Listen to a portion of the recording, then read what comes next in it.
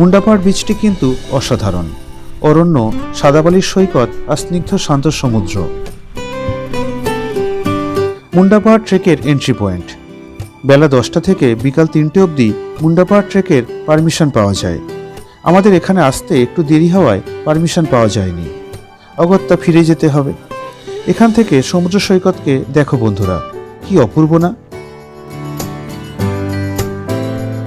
ফিরে চললাম। এবার সৈকত ধরে হাঁটব। নরম ভেজা বালির ওপর দিয়ে খালি পায়ে হাঁটার মজাটাই আলাদা।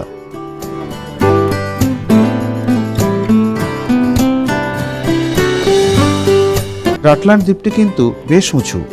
পরের বার আন্দামান এলে ওখানে যাব, যদি ওখানে খুব একটা পর্যটন গড়ে ওঠেনি।